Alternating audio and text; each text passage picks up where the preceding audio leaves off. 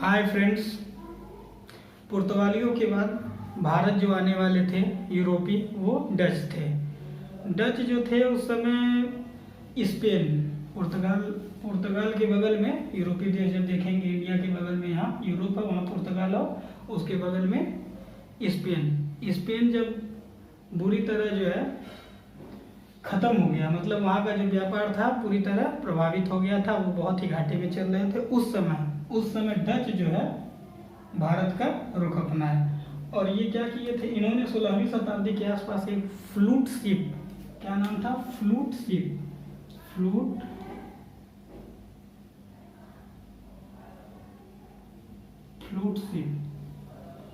ये flute ship क्या थी, ये फ्लूट शिप ऐसा था जो कि मतलब पुर्तगाली जब आए थे तो उनके पास जो जहाज थे उसको लाने के लिए बहुत ज़्यादा आदमियों की ज़रूरत पड़ती थी। बहुत ज़्यादा आदमी मतलब अपने तो आते ही थे, तो बहुत सारे आदमी आते थे, उनको सैलरी देनी पड़ती थी, तो उतना सक्सेस नहीं हो पा रहे थे। तो डच क्या किए, एक अच्छा जहाज बनाए जिसको चलाने के लिए कम लोगों की आवश्यकता पड़ी। तो कम ही लोग लाते थे तो उनको ज़्यादा से ज़्यादा प्रॉफिट होता था। तो पहले तो ये देख लीजिए, यूरोपीय कंपनियों का आगमन में पहले पुर्तगाली आए थे 1498 में, डच आए 1595 में, ब्रिटिश कब आए थे 1600, डेनिश कब आए 1616 ईस्वी में, फ्रांसीसी आए 1664 ईस्वी में, और स्वीडिश आए थे 1731 में। ये सबसे बाद में आए थे, इनके बारे में कुछ पढ़ना नहीं, लेकिन हाँ ये जान लीजिए कभी कभी किसी क्वेश्चन में भी पूछ देता है कि सबसे बाद में यूरोप से आने वाली कंपनी कौन सी थी, तो बहुत लोग नहीं जानते हैं इसको। स्वीडिश कंपनी 1731 में आई थी। तो आइए अब हम लोग पुर्तगाल के बारे में तो पूरा अच्छे से पढ़ लिए थे, क्या होता है कैसे होता है। अब हम लोग डच के बारे में पढ़ेंगे। डच 1595, लेकिन सबसे पहला जो प्रथम डच यात्री था कॉर्नेलियन हाउटमैन, ये 1596 ईस्वी में सुमात्रा पहुंचा। तो बहुत लोग कहेंगे कि पहला यात्री जो था वो तो कॉर्नेलियन हाउटमैन था, वो 1596 में आया, तो 1596 होना चाहिए यहाँ पे, लेकिन कहीं कन्फ्यूजन है, कहीं 1595 दिया है, कहीं 1596 दिया है। तो हम एक बता रहे हैं इसका क्या कहानी है। 1595 में एक कंपनी का जो है स्थापना किया गया था, वो इंडिया में आ चुकी थी। उस कंपनी का नाम था east India company of Netherlands. East India company of Netherlands की स्थापना हुई थी और वो इंडिया में आ चुकी थी। वो यूरोपीय कंपनियों में पहली ऐसी कंपनी थी जो इंडिया में आई थी। उसका गठन कैसे किया गया था, डच में क्या था, छोटे छोटे कंपनियां थी, उन सभी छोटी छोटी कंपनियों को ऐड कर लिया गया और एक नाम दे दिया गया east India company of Netherlands. ये डच क्या, हालैंड या फिर नीदरलैंड ही तो है।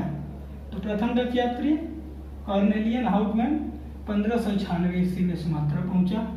1605, ये याद कर लीजिएगा, पहली फैक्ट्री कब स्थापित किया गया, 1605 में मसूलीपट्टनम में पहली फैक्ट्री का स्थापना हुआ।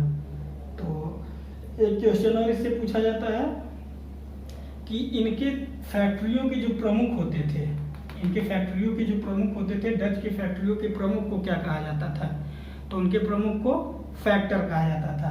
मैथ वाला फैक्टर मत समझ लीजिएगा आप लोग, उसको क्या कहा जाता था, फैक्टर। तो कभी कोई क्वेश्चन मतलब पीसीएस लेवल तक के एग्जाम में क्वेश्चन पूछ सकता है कि फैक्ट्री के प्रमुख को क्या कहा जाता था, तो फैक्टर कहा जाता था। 1610 में पुलिकट में मुख्यालय बनाया तथा अपने स्वर्ण सिक्के पैगोडा को डाला था। ये भी याद रखिएगा। उस समय राजा कौन थे, चंद्रगिरी राजा थे। तो डचों ने उनके साथ जो है एक संधि किया, उनसे मिलकर पुलिकट को मुख्यालय बनाया तथा अपने स्वर्ण सिक्के पैगोडा को वहीं पे डाले थे। ये भी पूछता है, स्वर्ण सिक्के पैगोडा को डचों ने कहाँ डाला था, तो पुलिकट में डाला था। डच जो थे वो मसालों पे ज़्यादा फोकस नहीं करते थे। हम आपको पुर्तगालियों के बारे में बताए थे, वो यहाँ पे आते थे तो मेन जो है मसालों का ही व्यापार करते थे और 60 गुना लाभ कमाया था, जो वास्को डी गामा आया था, आपको हम बता चुके हैं। लेकिन इनका डचों ने जो है मसालों पे न जोर देकर किसके व्यापार पर ज़्यादा फोकस किया, कपड़ों के व्यापार पर ज़्यादा फोकस किया। तो मसालों के बजाय कपड़ों के व्यापार पर अधिक फोकस किया। फिर ऐसे ही चलता रहा, 2-4 पॉइंट्स और हैं, लेकिन वो सब इम्पोर्टेंट नहीं, इसीलिए आप लोगों को नहीं बता रहे हैं। हाँ, 1759 ये मोस्ट इम्पोर्टेंट है, ये जो है मोस्ट इम्पोर्टेंट पॉइंट है। बहुत बार क्वेश्चन ये पूछा गया है कि 1759 में बेदरा का युद्ध, बेदरा कहाँ पे है? बंगाल में। बेदरा का युद्ध हुआ था, किसके मध्य हुआ था? ये सीधे क्वेश्चन पूछ देता है कि बेदरा का मध्य कब हुआ था, सन पूछ देता तो 1759 या फिर 1759 में। और ये भी पूछता किसके मध्य हुआ था? अंग्रेजों और डचों के मध्य हुआ था। और सबसे इम्पोर्टेंट ये कि इसमें जीता कौन था? तो अंग्रेज क्या हुए थे? जीत गए थे, जिसकी वजह से यहाँ से डचों की शक्ति खत्म हो गई और अंग्रेजों का राज और ज़्यादा बढ़ गया। अब इसके बाद जो है डचों के आगमन के बाद हम लोग चर्चा करेंगे ब्रिटिश, जो कि सबसे इम्पोर्टेंट है। इस यूरोपीय कंपनियों का आगमन के बाद इसमें भी वायसराय आए थे, लेकिन वो इम्पोर्टेंट नहीं है आप लोगों के लिए। लेकिन ब्रिटिश में जो है ये सबसे मोस्ट इम्पोर्टेंट टॉपिक है। तो चलिए वो पढ़ने के लिए पहले इसको पूरा मिटाना पर जो आए थे वो ब्रिटिश आए थे 1600 ईस्वी में। तो ब्रिटिश जो है इसके बारे में कुछ सुन लीजिए। 1599 की बात है, वहाँ के कुछ व्यापारियों ने एक सभा का आयोजन किया। वहाँ पे जो है लॉर्ड थे, लॉर्ड मेयर वहाँ पे लॉर्ड थे। तो मेयर ने एक कंपनी का गठन किया। कंपनी जैसे ये नहीं था कोई भी झोला उठा के चल देगा इंडिया में और आके यहाँ पे व्यापार करने लगेगा। वहाँ से पूरा एक बड़ी सी कंपनी को यहाँ पे भेजा गया। हम लोग ये जान रहे थे कि 1600 ईस्वी में ईस्ट इंडिया कंपनी का स्थापना हुआ था, लेकिन उस ईस्ट इंडिया कंपनी का 1599 में इंग्लैंड में क्या नाम था? Governor and company of merchant of London trading into the east Indies. काफ़ी बड़ा नाम है, तो आप लोग थोड़ा ध्यान से सुनिएगा एक बार फिर से। गवर्नर एंड कंपनी, नाम वैसे मर्चेंट था तो governor and company of merchant of London trading into the east Indies. East Indies क्यों?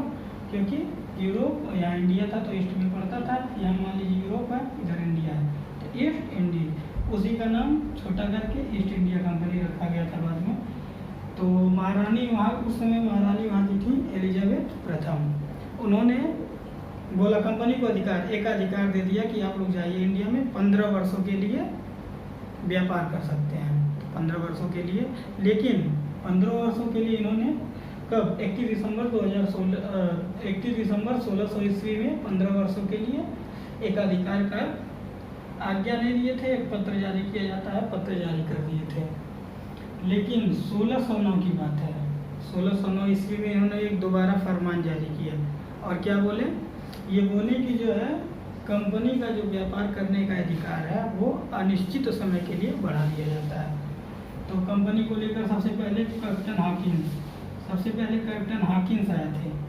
याद रखिएगा, ये समुद्री रास्ते से भारत में आने वाले प्रथम अंग्रेज थे। लेकिन 1599 में एक और एक और व्यापारी था, मिल्डन हॉल। क्या नाम था? मिल्डन हॉल। 1599 में मिल्डन हॉल।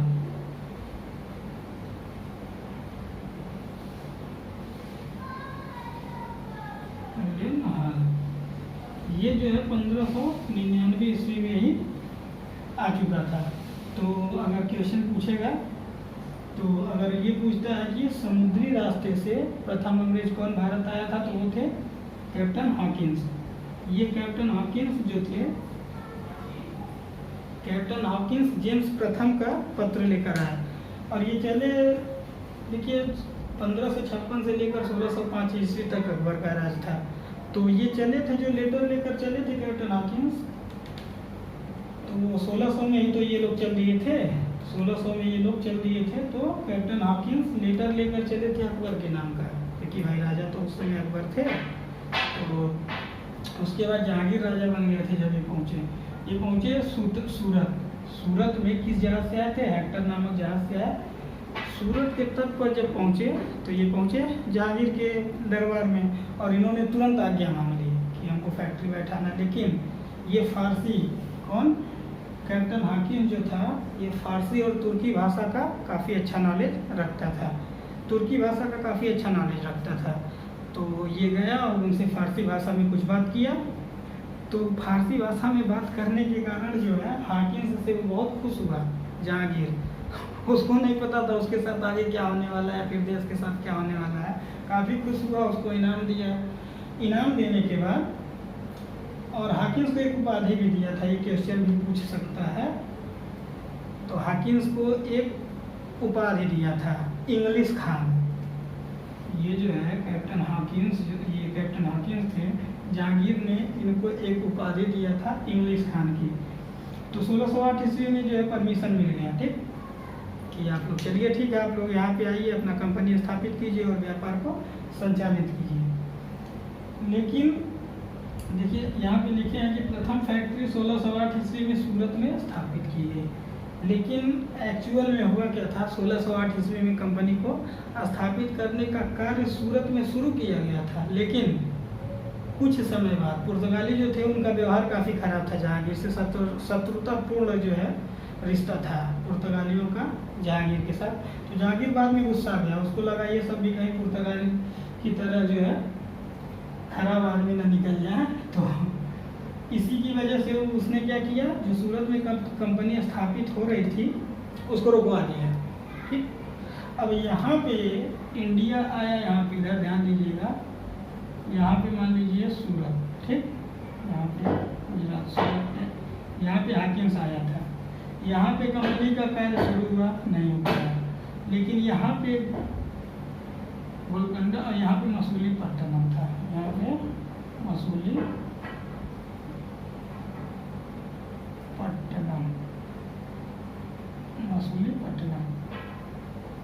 यहाँ पे एक राज्य था गोलकुंडा।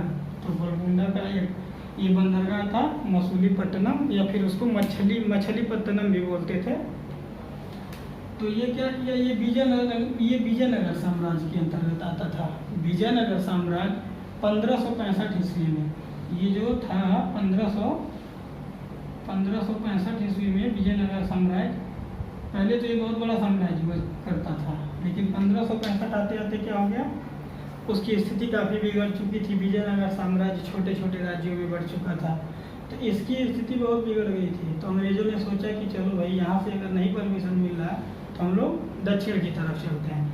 तो दक्षिण में, याद रखिएगा, दक्षिण भारत में अपनी पहली फैक्ट्री, दक्षिण भारत में क्या किए, मसूलीपट्टनम में अपनी पहली फैक्ट्री स्थापित कर लिए और यहीं पे एक व्यापारिक कोठी भी बना ली है।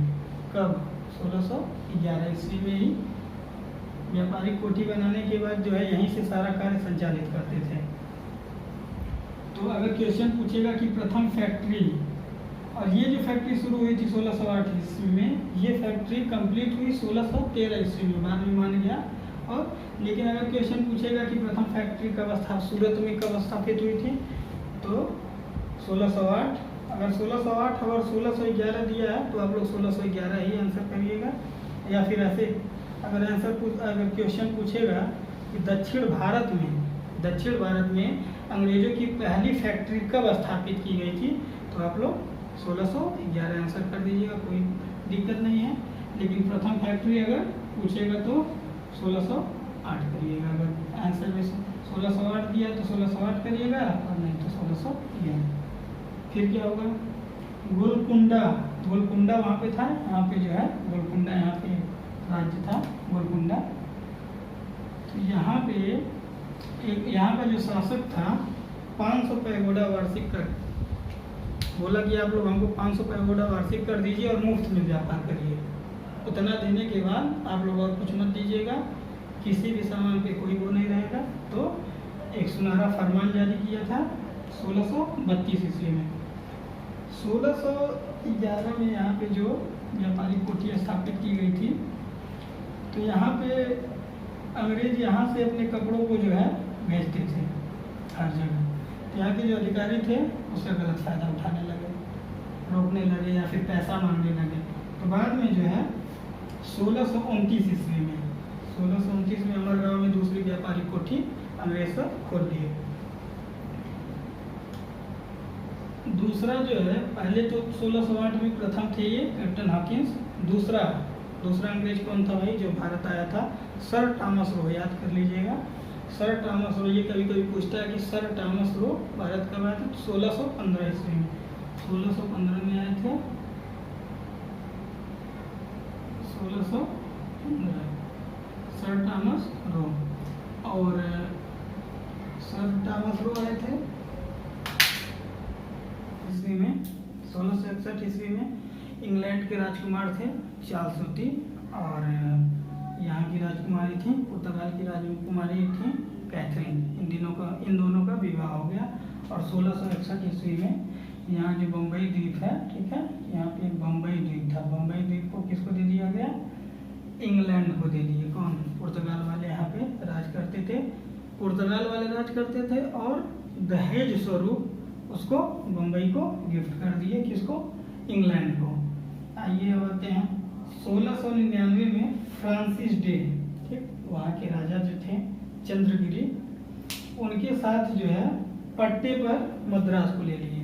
मद्रास को किस पे लिए? पट्टे पर। पट्टा मतलब अभी भी गांव में अगर आप लोग रहते होंगे तो जानते होंगे, तालाब या कुछ और भी होता, कुछ पैसा दे दिया जाता, उसके बदले 1 साल 2 साल 3 साल 4 साल जो भी मतलब पैसा जिस हिसाब से देते हैं उसके हिसाब से उसको पट्टे पर ले लिया जाता है।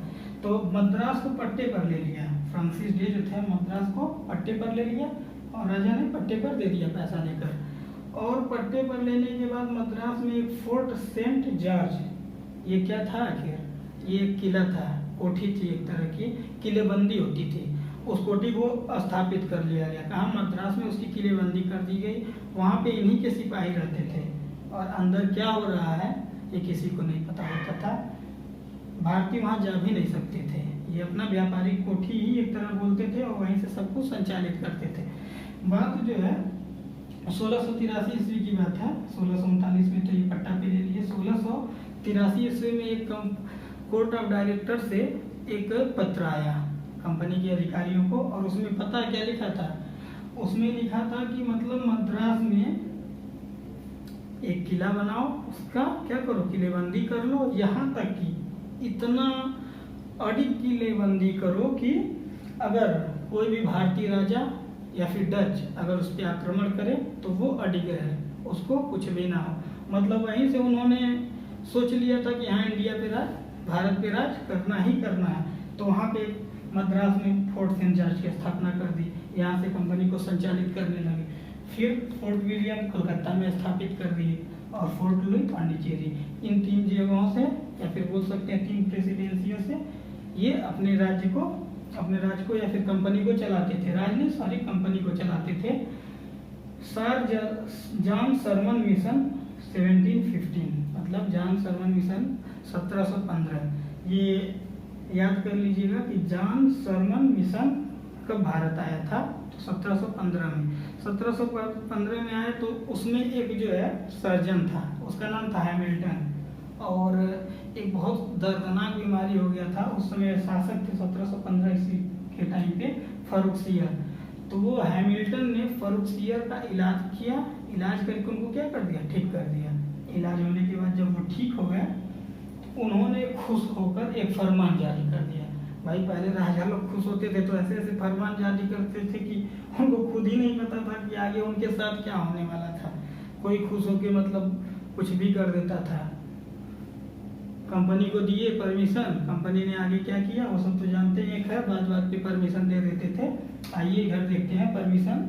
और वो जो परमिशन दिए ना, कंपनी इतना खुश हुआ, वो बोला कि उसे ब्रिटिश का मैग्ना कार्टा कहा जाता है, महान अधिकार पत्र। अगर हिंदी सुनेंगे तो महान अधिकार पत्र। उससे शुरू में जब कंपनी आई थी, इंग्लैंड की कंपनी, ब्रिटिश कंपनी, डच से भी छोटी थी। 1623 ईस्वी तक 1623 ईस्वी तक तो ये गुजरात और अहमदाबाद और यही दो तीन जो है जगहों पे सीमित होकर रह गए थे, और एक मसूलीपट्टनम, ये अपना विस्तार नहीं कर पा रहे थे। लेकिन ये लड़ाई, समझ रहे ना, हथियारों के दम पर ये आगे बढ़े। डच बहुत बड़ी कंपनी थी लेकिन इनके आगे नहीं टिक पाई। तो आइए देखते हैं फर्रुखसियर ने जो फरमान जारी किया था वो क्या फरमान था और क्या क्या, क्योंकि कभी कभी क्वेश्चन ये पूछ देता है कितना वार्षिक कर के बदले जो बंगाल में मुख्य व्यापार करने का परमिशन दिए थे। तो 3 जो है पॉइंट्स बहुत इंपॉर्टेंट है। 3000 रुपये वार्षिक कर के बदले बंगाल में मुफ्त व्यापार, और 10,000 रुपये वार्षिक कर के बदले सूरत में मुफ्त व्यापार कर दिया। बोला कोई कर नहीं रहेगा किसी भी सामान पे, आप एक बार पैसा दे दीजिए, सामान कोई कर नहीं रहेगा। बम्बई में ढाले गए सिक्कों को मुगल राज्य में चला दिया। भाई बम्बई में ये जो कंपनी है, कंपनी ने लिखे हैं, हाँ, बम्बई में ढाले गए सिक्कों को, तो कौन डालता था सिक्का? वो जो कंपनी बम्बई में एक सिक्का ढाली थी, वो जो है इतना खुश है, बोले आपका सिक्का पूरे जितना भी मुगल राज्य है सब में चल सकता है। तो उस हंसे आप सोच सकते हैं कितना फायदा हुआ था उस टाइम पे। तो बम्बई में ढाले गए सिक्कों को पूरे मुगल राज्य में चला दिया। तो याद कर लीजिएगा कि ब्रिटिश का मैग्ना कार्टा 1717 में फारूक शाह ने फरमान जारी किया था, उसी को कहा जाता है। तो यहाँ पे जितना भी अंग्रेजों से रिलेटेड था, अंग्रेज 1600 ईस्वी में थे, जो भी पॉइंट थे बता दिए हैं, इम्पोर्टेंट पॉइंट बता चुके हैं। अब आगे जो है डेनिश और फ्रांसीसी बचे हैं, इसको अगला वीडियो जो है 10 मिनट का हम बनाएंगे और उस पर इसको ख़त्म कर देंगे। तो यूरोपीय कंपनियों का आगमन खत्म हो जाएगा।